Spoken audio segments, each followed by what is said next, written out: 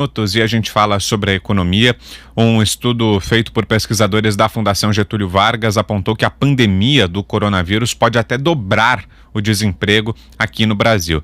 E para falar um pouco mais sobre essa pesquisa, está conosco agora a pesquisadora sênior da área de Economia Aplicada do FGV-IBRE, Instituto de Economia da FGV, Silvia Matos. Como vai, Silvia? Bom dia, obrigado pela gentileza, prazer ouvi-la aqui na Jovem Pan. Bom dia, é um prazer poder participar desse debate. Ô Silvia, essa conclusão chama muito a atenção, é muito forte, né? Vou repetir, o estudo aponta que a pandemia pode até dobrar o desemprego. Como vocês chegaram a esse dado, a essa conclusão?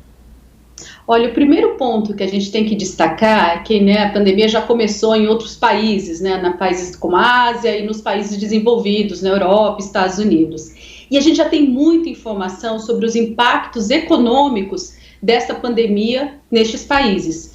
E a primeira grande constatação é que o efeito foi muito devastador, principalmente no setor de serviços, que é o setor que mais emprega. Então, todos os dados relacionados ao mercado de trabalho mostram um aumento muito severo da taxa de desemprego. Então, como o Brasil já está sofrendo essas consequências, é natural que esses impactos também ocorram aqui neste setor, que é o setor mais relevante para a economia, que é o setor de serviços.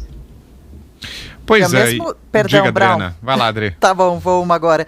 Silvia, bom dia, Adriana. Mesmo com as medidas já anunciadas para garantir renda extra a trabalhadores formais e informais, principalmente, que somam, inclusive, pelo menos 170 bilhões de reais, a massa salarial deve cair. Isso indicou a pesquisa também, chamando bastante atenção, devido a uma destruição de renda futura também. Quais impactos a gente deve esperar nesse sentido também? É porque é tão forte o choque, não vai ter renda do trabalho. Então, sem dúvida, nunca aconteceu isso no Brasil, uma queda tão forte, da renda do trabalho e o aumento do desemprego. Até historicamente, os números que nós estamos falando de desemprego não são comparáveis nem dos anos 80, nos últimos 40 anos do Brasil. Isso é muito importante. Então, por isso é tão relevante, essa complementação de renda. Tá? Então, dependendo da natureza, da extensão desse choque no setor de serviços, é isso que a gente está tentando alertar, esse valor pode ainda não ser suficiente. Tá? Então, a gente fez cenários, um cenário até mais adverso para o setor de serviços, que é possível, dependendo da extensão, da necessidade de confinamento, e ao setor de serviços, que é o mais impactado. E, além disso, mesmo a gente pensando a saída desse período mais duro, dificilmente o setor de serviços vai voltar. Isso a gente observa já na China, um país que já está conseguindo sair do período mais duro, do impacto econômico. O setor de serviços não volta ao seu patamar anterior. Então, isso vai mudar muito o mercado de trabalho, infelizmente. Então, é muito menos emprego. Então, por isso é tão importante complementar a renda. Mas a nossa avaliação, a nossa constatação é que se esse choque pudesse ser realmente similar ao que a gente está observando em outros países, a gente teria que complementar mais renda para tentar amenizar e evitar uma queda tão forte assim da renda das famílias brasileiras. Ô Silvia, mas você disse que o setor de serviços não recupera o patamar anterior, e isso é muito preocupante. Por que não? Então, a gente, enquanto não descobrimos uma vacina para controlar a pandemia, diversos setores de serviços, como turismo, transporte, lazer, não serão os mesmos, A gente sabe que há muitas pessoas que vão realmente perder empregos, Tem um ponto de vista estrutural, eu diria talvez só em 2021, com a descoberta de uma vacina, a gente vai poder voltar a ter interação social. Então, isso é um ponto importante, é uma mudança muito grande, e que a gente ainda não sabe quanto tempo vai durar, até encontrar de fato uma vacina, e a gente poder de volta ter uma interação social. Então, são setores muito intensivos em mão de obra, tá? Restaurantes, recreação, toda a parte de lazer, entretenimento, isso é muito preocupante. Então, os dados chineses, que são os dados talvez mais relevantes agora para a gente saber como está voltando a economia, o risco que isso ainda demore muito, e aí o ponto todo é que o emprego nesses segmentos ele não volte, então a gente vai ter que encontrar um novo trabalho para essas pessoas, e isso é muito difícil, é uma mudança estrutural muito relevante, então por isso é tão importante a manutenção de renda, esse apoio. Todos os países estão fazendo políticas compensatórias, isso é muito importante, não se preocupar com o fiscal no curto prazo, a gente tem que tentar realmente amenizar esse choque, e ter gastos em saúde para de alguma forma a gente amenizar esses efeitos sobre as famílias brasileiras do ponto de vista de saúde também, né, e tentar de alguma forma o mundo como um todo encontrar uma vacina ou um tratamento eficaz. Enquanto isso não for possível, infelizmente a única forma de compensar isso é dando renda para as famílias.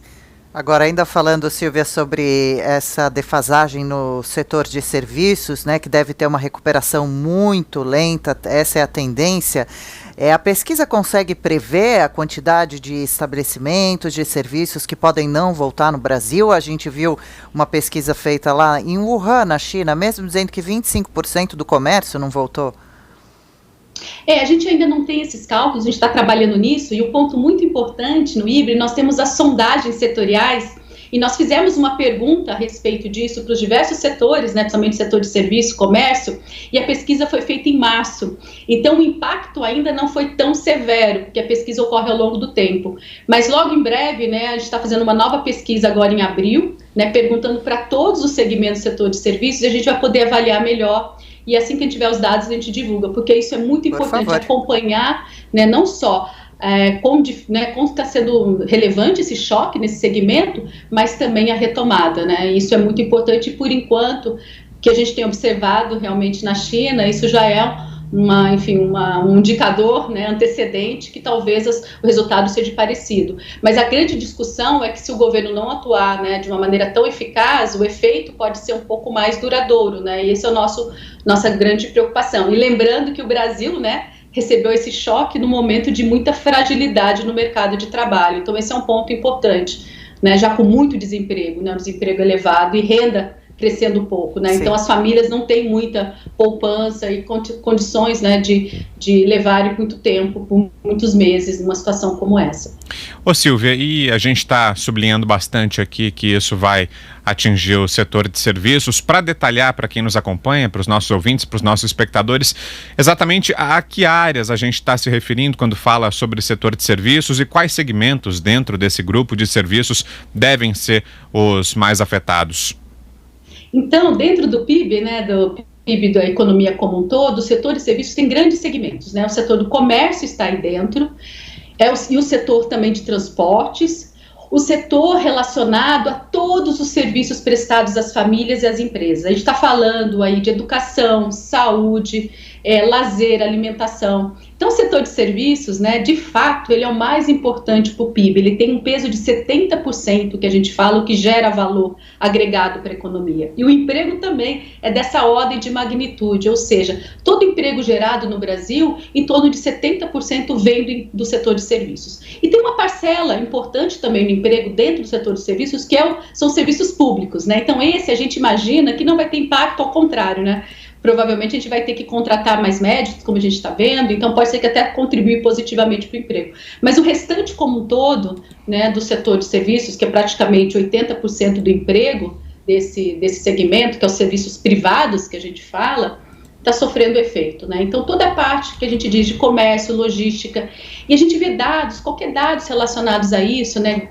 Os gastos nos Estados Unidos, ou mesmo em outros países, né? E para o Brasil também, os gastos relacionados às famílias, o que elas estão fazendo, né?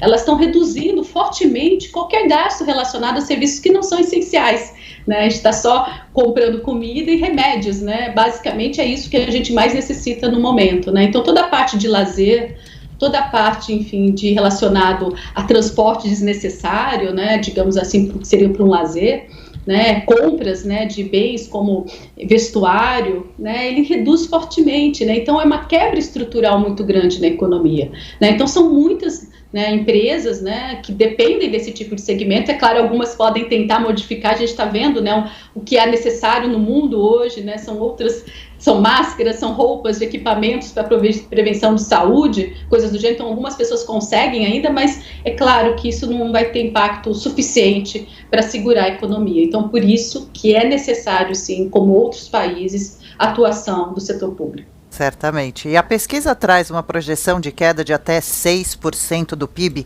Essa projeção é bastante pessimista ou bem realista? Olha, é difícil pensar em um número não negativo para o Brasil esse ano, né? Teria que ser um cenário muito otimista que a gente fala, né? Uma queda de algo de 2 a 3%, eu já diria que seria um cenário muito otimista, porque o que a gente tem observado, né, é realmente uma mudança estrutural na economia, quedas muito severas, né? A gente já viu em março, então, efeitos muito relevantes sobre a economia. O segundo TRI será mais devastador, será similar ao que a gente está observado na China no primeiro TRI, né? Que o efeito lá da pandemia na Ásia foi no primeiro trimestre, o efeito mais severo. Então, os números rodam, né, com muita incerteza, né? A gente tem que lembrar que a gente tem muita incerteza, porque a gente não sabe ainda quando a gente vai conseguir, de fato, né, controlar o pico da pandemia, né? A gente observa até na Ásia riscos de volta, né, de uma segunda onda. Então, necessário, por exemplo, como Singapura, voltar a ter, né, um distanciamento social maior, né? Então, enquanto a gente não tiver clareza, até é difícil dizer o número, mas olhando o resultado que a gente tem e sendo um pouquinho mais realista, né, talvez uma queda em torno desse patamar, né, como a gente tem feito nesse exercício, 6% é bem factível, né, e, novamente, é uma queda de PIB muito elevada, sem dúvida, mas com muito mais destruição de emprego do que como foi a última recessão. Isso é bem importante, não é só o número do PIB que importa, é principalmente o número de emprego, e esse número, sim, historicamente, não tem nada comparável, não só no Brasil, mas no resto do mundo. Que pena, né? Muito bem, ouvimos aqui então a Silvia Matos, ela que é pesquisadora sênior da área de Economia Aplicada do FGV-IBRE, falando com a gente sobre esse estudo trazido pela FGV. Obrigado, viu, Silvia, pelas informações. Ótima semana para você, até uma próxima. Eu que agradeço, obrigada.